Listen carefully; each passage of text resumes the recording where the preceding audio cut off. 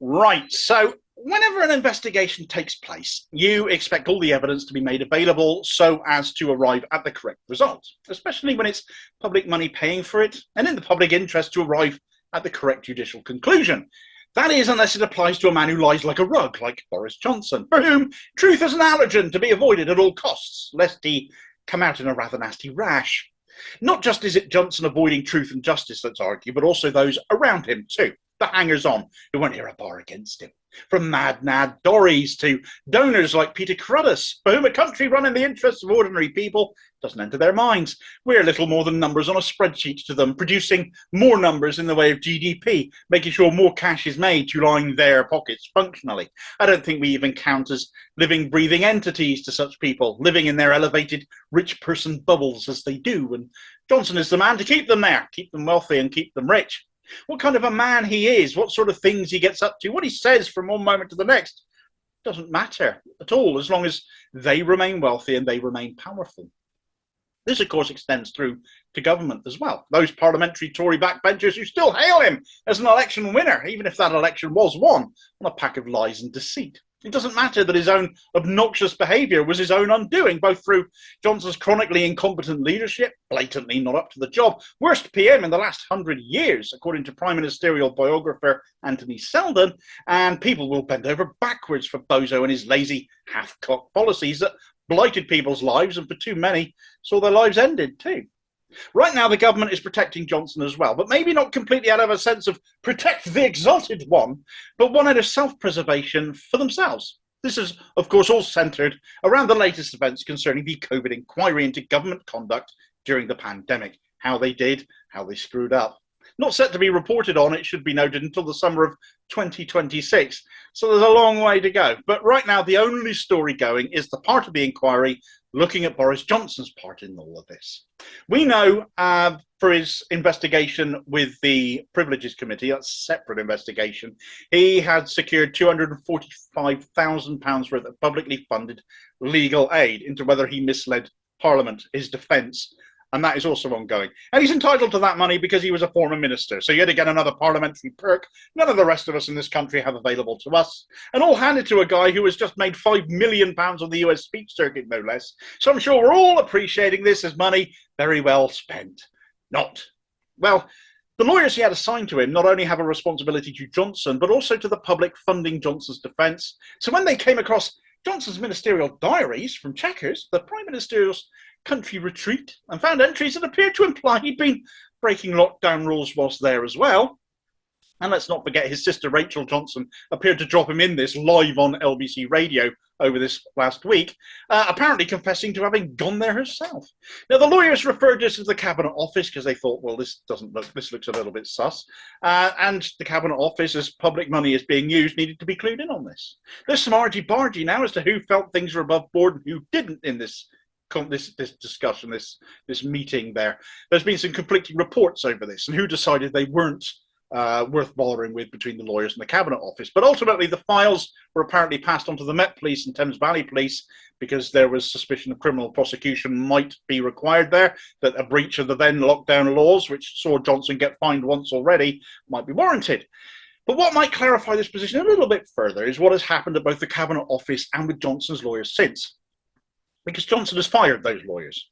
He's fired them because they sent this stuff to the police, apparently.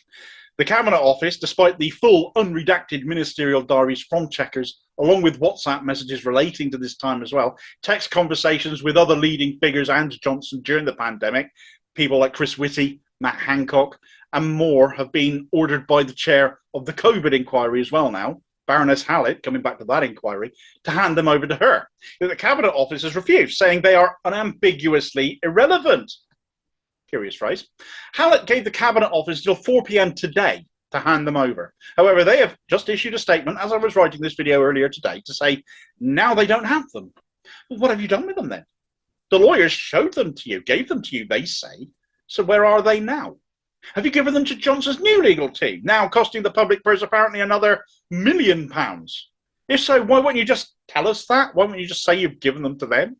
If you haven't got them, why have you said they are unambiguously irrelevant just a few hours beforehand? That's not at all fishy, is it? You can smell the cover-up. It stinks worse than a Bognor Regis beach right now. Major sewage spill. I'm not picking on Bognor for the sake of it. And Rishi Sunak, when spoken to about it, hasn't offered any reassurance here either. He went into full Maybot mode instead. He said it's really important that we learn the lessons of COVID, and that's why the inquiry was established. And we wanted to be sure that whatever lessons are there to be learned are learned, and we do that in the spirit of transparency and candour. It's a phrase he repeated 4 times. The government is cooperating with the inquiry team. Tens of thousands of documents have been handed over. And with regards to the specific question of the moment, the government is carefully considering its position, but is confident in the approach that it has taken. Said that in numerous numbers of times as well. Absolute word salad, absolute garbage, more flannel than my mum's error. I really hate that lessons learned excuse. I really hate that phrase. If you were learning lessons, you'd actually just cooperate.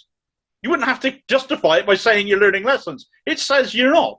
As for transparency, just hand the damn diaries over then, because unless you're doing that, you're not being transparent. Unredacted as well, as requested by the inquiry chair. Now, the deadline to come up with the diaries and the WhatsApps has now been extended to 4 p.m. on Thursday. They wanted until next Monday, the cheeky swines. They got told no. But still, it's given them time to consider what they're doing, find said items if needs be, and pass them on to the inquiry chair as required of them in the name of transparency, as Sunak repeatedly bleated today. The Cabinet Office haven't, it seems, got a pot to piss in over this. But how far are they prepared to go to protect Johnson, and why? Johnson sacked his first legal team and was initially saying releasing such material was a breach of national security and breached government rules of disclosure, all the usual excuses when they really want to hide something. Something the Cabinet Office are hiding behind as well. But yet now he is saying he has no problem with these items being handed over either in the Metro. That's what they've reported. No problem with them handing over. So what's changed? The sacked legal team say they left the materials with the Cabinet Office. So what have the Cabinet Office done with them? Well, interestingly enough, Johnson issued a statement last Friday saying any requests for materials from him must be in writing, and that since then, no requests for materials have been made to him. Now, is it just me, or does this imply that Johnson has been handed all those items back after he sacked his lawyers? In which case, him saying he has no problem with them being handed to the inquiry speaks volumes about how comfortable he might be about them not ever making it into the inquiry's hands and possibly never seeing the light of day again.